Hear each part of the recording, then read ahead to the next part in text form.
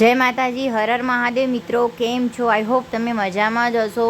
હવે આપણે આજે ખાવા માટે એક નવી વસ્તુ બનાવવાની છે. તમને લોકોને ખ્યાલ હશે કે લસણ ને મરચાં શેમાં નાખીએ.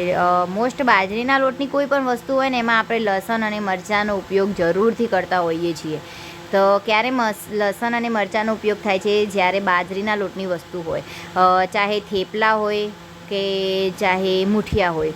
હવે તમે આપણે બાજરીના લોટના મુઠિયા બનાવીએ, વેલણિયા બનાવીએ, એને તમે શું કહે છો એ કમેન્ટમાં મિત્રો જરૂરથી જણાવજો. અમે એનો વેલણિયા પણ કહીએ છીએ, મુઠિયા પણ કહીએ. પહેલાં નાના હતા ત્યારે સ્કૂલમાં પણ એ મળતા હતા. હવે એના માટે આપણે લસણ મરચાંની પેસ્ટ તૈયાર કરવા બેસી ગયા છીએ. તો એને થોડું થોડું કરીને ખાંડી લીધું છે. થોડા તલ પણ ખાંડી લીધા છે.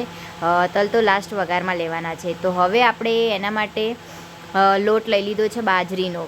એમાં આમ તો ભૈરકાનો લોટ થોડો પણ આવે, પણ આજે ભૈરકાનો લોટ નથી, તો આપણે એકલા બાજરીના લોટના કરવાના છે. તો સ્વાદ પ્રમાણે મરચું લીધું છે, સ્વાદ પ્રમાણે નમક લીધું છે, અને એના પછી સ્વાદ પ્રમાણે નમક લઈ લીધું છે. એના પછી હલ્દી તો સ્લાઇડ લીધી છે. મને હલ્દી વધારે નથી ગમતી, અમારા ઘરમાં બધાને હલ્દી ઓછી જ ગમે છે, તો હલ્દી ઓછી લીધી છે. એના પછી બધું મિક્સ કર્યા પછી બધો મસાલો, ગરમ મસાલો લીધો છે. તમારે એની અંદર અજમો જે નાખવું હોય નાખી શકો છો. ગરમ મસાલો લીધો છે. એના પછી આમ તો મેથીના આપણે મુઠિયા કરીએ છીએ, આજે દૂધીના મુઠિયા કર્યા છે. તો આમાં આપણે દૂધી ખમણી લીધી હતી પહેલેથી જ, તો એ વિડીયોમાં નથી લીધી. હવે દૂધી આપણે એમાં એડ કરી દીધી છે. તો દૂધી એડ કરી છે. હવે બધો મસાલો એડ કરી દીધો છે. હવે આપણે તેલ એડ કરીને લોટ બાંધી દેવાનો છે. હવે એમાં આપણે તેલ એડ કરીને લોટ બાંધવાનો બાકી છે. એમાં મરચાં, હા સોરી, મરચાં તો રહી ગયા હતા ફ્રેન્ડ્સ. તો હવે એમાં આપણે મરચાં લઈ લીધા છે. જે મરચાં લસણની પેસ્ટ બનાવી છે, એમાં થોડા તલ પણ વાટી લીધા હતા. તો એ પેસ્ટ એડ કરવાની રહી ગઈ હતી, સોરી, એને હવે એડ કરી દીધી છે. હવે આપણે એમાં આમ તો ખડ નાખતા હોઈએ છીએ, પણ આ ટાઈમે ખડ નથી નાખી. તો હવે આપણે એને એક્ઝેક્ટલી લોટ બાંધી દેવાનું છે. એના પછી શું થાય છે આગળ વિડીયોમાં એન્ડ સુધી બન્યા રહેજો મિત્રો.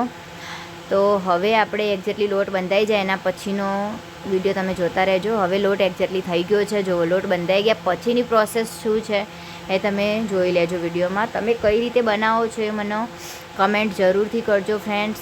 અમે આ રીતે બનાવીએ છીએ. અલગ બીજી રીત પણ છે, એ રીતે બનાવીશું તો એ પણ હું તમને શેર કરીશ વિડીયોમાં.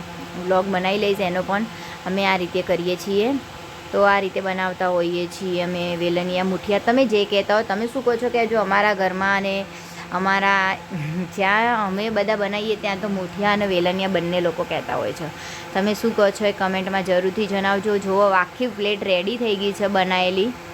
આખી એક્ઝેક્ટલી પ્લેટ રેડી થઈ ગઈ છે. ગરમ પાણી ઉકળવા મૂકી દીધું છે.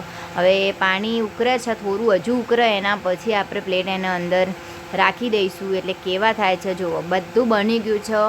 એક્ઝેક્ટલી મુઠિયા બફાઈ ગયા છે. કેટલા મસ્ત સોફ્ટ અને એકદમ મસ્ત થયા છે. ટેસ્ટમાં પણ બહુ જ મસ્ત થયા છે. હવે એને આપણે વઘારવાના છે. તો વઘાર માટે આપણે તેલ લીધું છે, એમાં રાઈ અને એમાં તલ લીધા છે, અને વઘાર પણ થઈ ગયો છે. તો કમેન્ટમાં જરૂરથી કહેજો કેવા લાગ્યા.